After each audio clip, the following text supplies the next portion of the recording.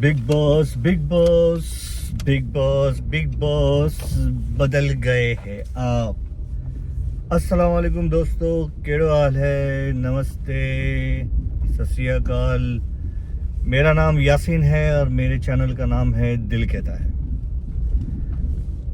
सचमुच big boss बदल गए हैं और बदल गया है। ये बस एक पहले जो था रिश्तों का गेम हुआ करता था, अब ये झगड़ों का गेम है। कल के वीकेंड के वार में आप देख सकते हैं कि किस तरह से बिग बॉस ने बता दिया कि अगर उनको चाहिए कोई बंदा तो फिर वो उसको किसी भी हद में और किसी भी तरह से वो शो में रख सकते हैं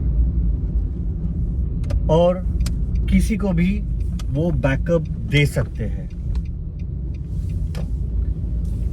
कल जब वीकेंड के वार आया और तब्बू जी आई थी, अगर आप नोटिस करेंगे, पहले तो आप किसी लोग को डांटते हो और फिर बाद में उन्हीं लोगों को ज्यादा प्रायोरिटी देकर उनसे चीजें करवाते हो, जैसे ईशा और चिंटू से। तो तुम्हारा बैशिंग का कुछ फायदा नहीं हुआ किसी को भी कि आपने कुछ बोल दिया, फिर बाद में आप उन्हें ही प्रायोरिटी दे के सारी चीजें करवाते हो, सारे टास्क करवाते हो।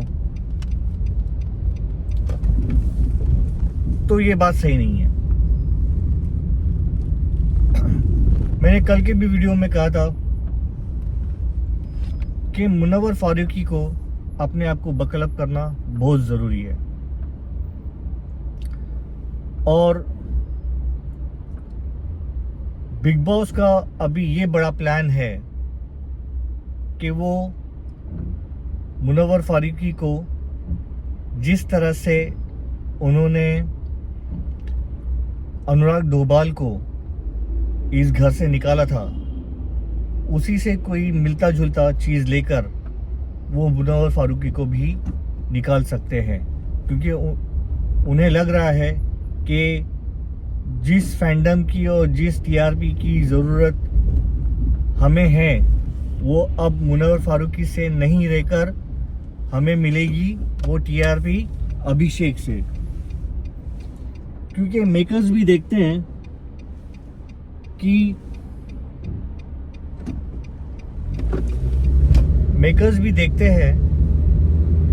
कि वो बाहर किसकी पॉपुलैरिटी अब ज़्यादा चल रही है। अभिषेक को लाना, ये इसका मतलब ये नहीं था कि भाई उसने एक रूल तोड़ा है, मेजर रूल तोड़ा है, तो और उससे गलती हुई इसके लिए उसे लेकर आए। उसे घर में इसके लिए लेकर आए क्योंकि बाहर जो है उसे celebrities, TV artist, TV celebrities and Bollywood celebrities as well as कुछ ऐसे तबके जो हैं उनका सपोर्ट उसे काफी ज्यादा मिल रहा है। उसमें उसे एल्विश यादव, अनुराग डोभाल और कुछ अदर राइट विंग्स के जो बंदे लोग हैं उनका सपोर्ट मिल रहा है, क्योंकि उनके यूट्यूब पे मैं कुछ कन्वर्सेशंस देखा हूँ, ट्विटर पे देखा हूँ, वहां पर उन्होंने साफ साफ कह दिया कि हमें अभिषेक से कोई लगाव नहीं है, हमें बस अभिषेक को मुनव्वर के सामने खड़े रखकर उसे हराना है। हमारा मकसद जो है वो मुनव्वर को किसी भी तरह से हराना है, उसे ट्रॉफी नहीं जीतने देना। तो बाहर जो है ये अभी एक पॉलिटिक्स चालू हो चुकी है।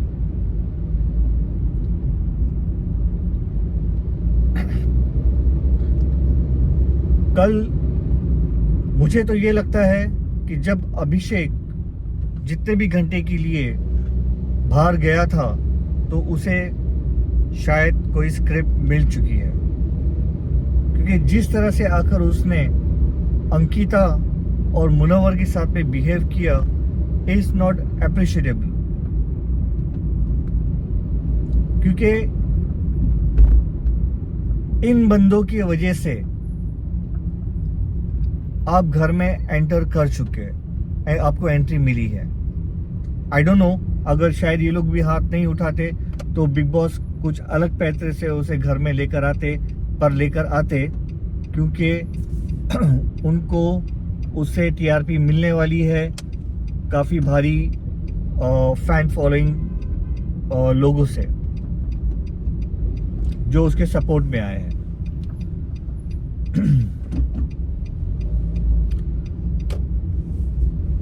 तो कल के जो टास्क में आप देख सकते हैं, पानीपुरी के टास्क में चिंटू और आयशा उसे बुलाया गया। फिर बॉक्सिंग में आयशा को ईशा को, चिंटू और ईशा को बुलाया गया। और बॉक्सिंग केस में भी ईशा को बुलाया गया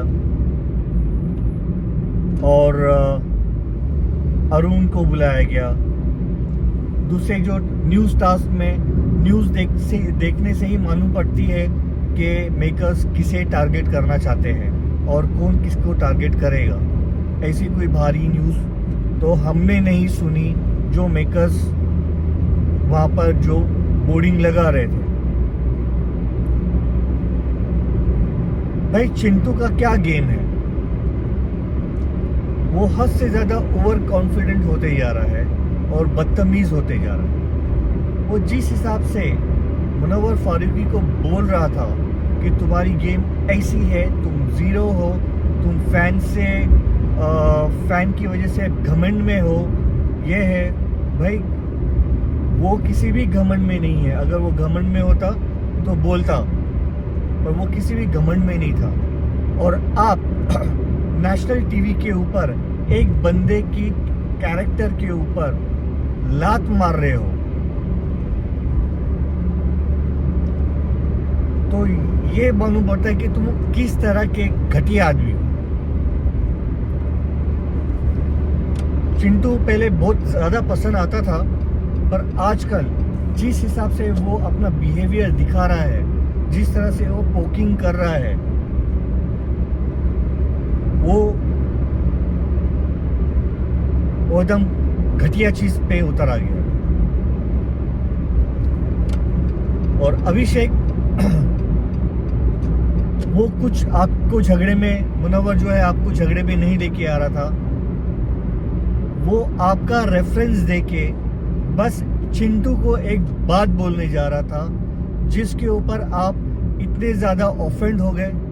और वही बात जब ईशा ने बोली तो आपका टोन कितना लो था, और नहीं प्लीज ये बात लेकर बताना।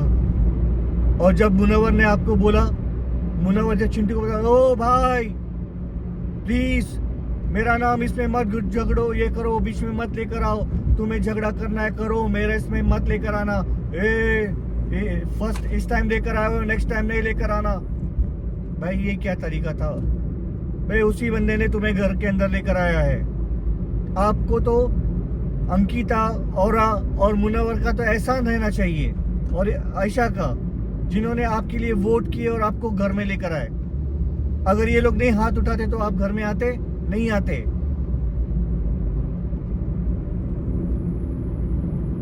तो आपको उन लोगों का एहसान होना चाहिए था। शॉर्ट में ये वीडियो बना रहा हूं मैं। मेरे ख्याल से अब जो बिग बॉस का प्लान होगा और बिग बॉस के टॉप 5 होंगे वो इस तरह से होंगे। नंबर 1 पे होगी अंकिता लोखंडे, सेकंड अभिषेक, थर्ड मनारा, फोर्थ ईशा मालवीय, और फिफ्थ पे या तो विकी जैन या मुनव्वर फारूकी, ये टॉप 5 होंगे, क्योंकि इन्हें आहिस्ता आहिस्ता मुनव्वर फारूकी को इस गेम से बाहर करना है। जिस विकी को बिग बॉस बात बात में टोकते थे, आज वही विकी बिग बॉस का फेवरेट हो चुका है। उसके ऊपर वो दाव लगाने के लिए रेडी हो गए, उसकी ओपिनियन पूछना चालू हो गया। तो आप समझ सकते हो कि बिग बॉस कितना डबल फेस है और उन्हें किसको रखना है और किसको नहीं रखना है।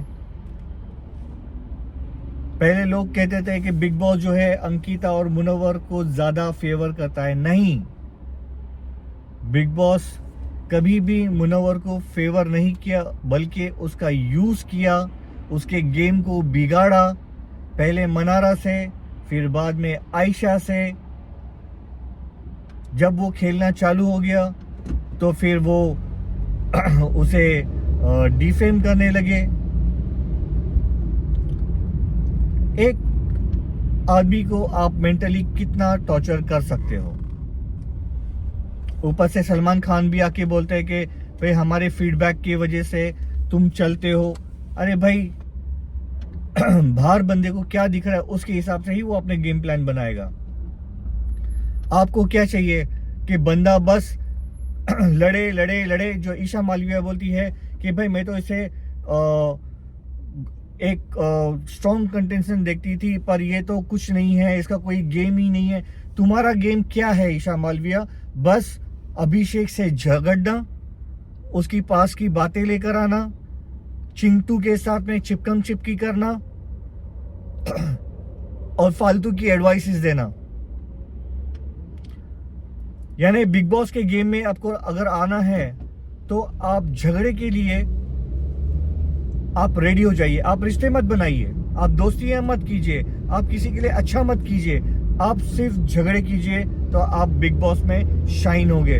वरना आपके लिए, किसी भी सेलिब्रिटी के लिए बिग बॉस काम का नहीं है। जो बिग फैंडम में आ रहा है उसको इस चीज की प्रिपरेशन करनी चाहिए बिग बॉस में आने से पहले कि वो किस तरह से झगड़ सके, बेवजह के मुद्दे उठा सके।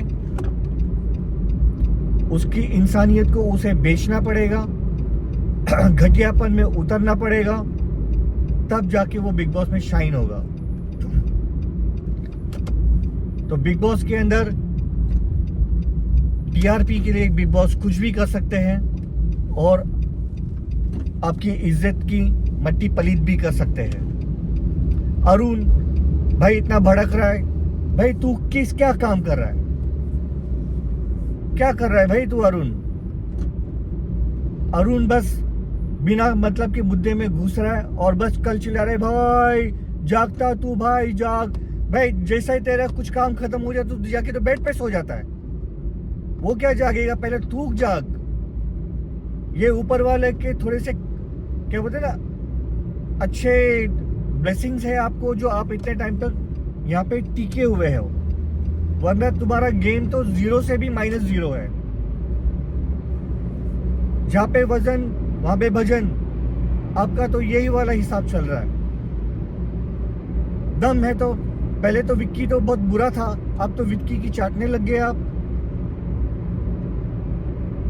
समर्थ के लिए भी विक्की इतना बुरा था, अब तो उस समय बेस्ट हो गया है। ईशा के लिए भी विक्की तो मैं भरोसा नहीं कर सकती, फिर भी उसके साथ में मनारा बदतमीज से बदतमीज हो ही जा रही है। पहले तो उसको देखकर अच्छा लगता था, अभी तो उसकी शक्ल देखकर एक नफरत सी पैदा हो जाती है। और बिग बॉस तो उसे कुछ कहेंगे नहीं, क्योंकि वो तो उसके फूफा की मौसा की बेटी है, तो फिर उसे तो कुछ कहेंगे नहीं। भले वो कितनी भी बदतमीजी करे, कितने भी एरोगेंट हो जाए, कुछ भी बोले, कितना भी पोक करे, बिग बॉस के मुंह से एक आ नहीं निकलेगी, ना ही सलमान खान के मुंह से कुछ वर्ड्स निकलेगा उसके लिए। मुनव्वर ने जो रोस्ट किया था उससे ही तरह से रोस्ट किया था कि जब तक उसे कोई डोर नहीं मिलेगी तब तक वो कोई डायरेक्शन नहीं लेती है, और जब तक उसे कुछ बोलेंगे नहीं तब तो वो कुछ करती नहीं है। आप आयशा को बोलती हैं कि भाई आप उनको लाइक करती हो, उससे ज्यादा तो तुम ऑब्सेस हो। बस मुनव्वर फारूकी आपसे सिर्फ बात करना चालू कर ले, आपको टाइम देना चालू कर दे, तो आप तो बिक जाएंगे, मुनव्वर फारूकी के लिए खड़ी हो जाएंगी। तब फिर उसको मुनव्वर फारूकी में कोई ऐप, कोई भी ये नहीं दिखेगा, क्योंकि मुनव्वर फारूकी उसे तवज्जो नहीं दे रहा, उससे बात नहीं कर रहा, तो उससे सबसे बुरा बंदा, सब में गंदा बंदा और बंदा जो है वो मुनव्वर फारूकी हो गया है।